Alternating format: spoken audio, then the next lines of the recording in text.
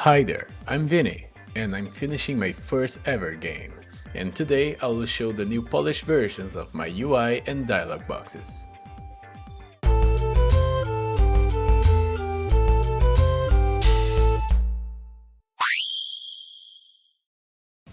So this time I got just some quick updates on what I've been working on the game this week, so I'll definitely will be more brief than the last video.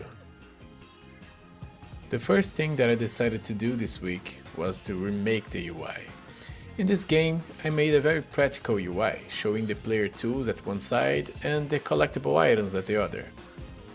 As you can see, the UI is very simple. I just used the UI that already came with the asset pack. And even though it matches with the rest of the game graphics, I made a decision in the last video that made me change my mind. As I showed to you guys, I've made a custom dialog box to match with the new NPC portraits that I drew. But now these dialog boxes doesn't match with the UI from the asset pack. I mean, you can see right here, when you're speaking with an NPC, the different styles doesn't match at all. So I remade the UI, taking the new dialog box as an example, while also maintaining the proportions of the original UI, and this is what I've got. What do you think?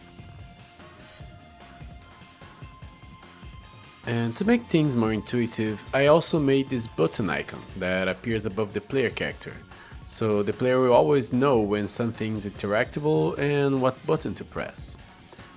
This will also help the player learn how to play by themselves, without needing any additional screen, teaching them what is the interact button.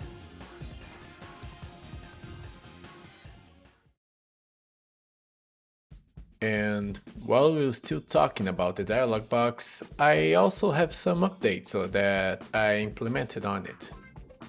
And what is it missing, this dialog box, you may ask me. And well, I would say sound design. I think that in every game that we play that have this type of dialogue, they are always accompanied with sound effects. So the experience of talking to an NPC doesn't become so bland. So my game can't be any different. The dialogue mechanic is by far the most complex mechanic that I made in this game. I think that everyone who tried to create a dialogue in a game will understand what I'm saying. Creating a dialogue is simple, but a dialogue system is very tricky. So I thought that adding sound effects to this system would be very difficult. But actually, it ended up being way easier than I imagined. I already had this piece of code that I made so the letters of the dialogue would be written one character at a time. And all I had to do was put in the sound effect after each letter, then I got this result.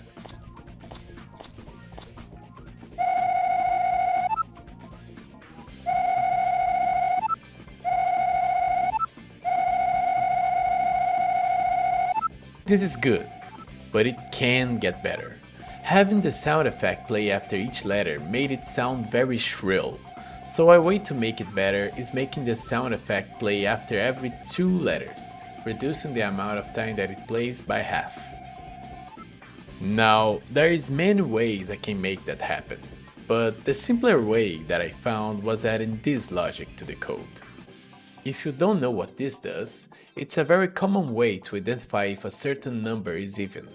So adding a verification with this for the sound effects after each letter will make it play only half of the time, because it will only play at even numbers. So I added this logic to the code, also checking if the sound effect exists for safety reasons, and this is the result of the dialogue sound effect.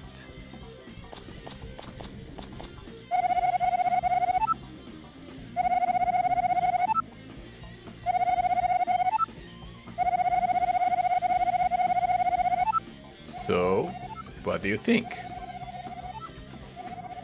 As I'm not very familiar with creating my own sound effects yet, I used the dialogue sound effect from a very famous game. Can you guess from which game it is? Tell me in the comments if you do. Now, besides these 2 implementations, I spent the rest of the week correcting bugs in this game. And believe me, there was a lot of bugs. As I said, this is my first game, the game that I used to learn Unity. So the whole game was very buggy and the code was a mess. So the biggest part of my week was making the game playable and the code more readable. Oh, and talking about the game, I think I need to make more clear what the idea with it is. I have already made a game, kinda of at the same time as this one. I mean, after making the mechanics in this game, I went to participate in a game jam, where I made my Herbert Crab game that I talked about in the last video.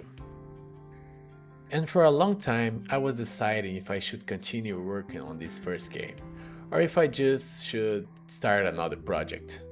But I have a feeling that tells me that I need to at least finish a game. And it's not that my jam game is not finished, but it kinda isn't. I mean, I had just 4 days and basically no experience to make the game. So it lacks a main menu, some options, and even a proper ending, because when you reach the end of the game simply closes. This was good enough for a jam game, but I couldn't say that was a finished game. And it's because of that I need to finish this game that I've been working on. Then I could upload it on my itch.io account so that even you guys will be able to play it.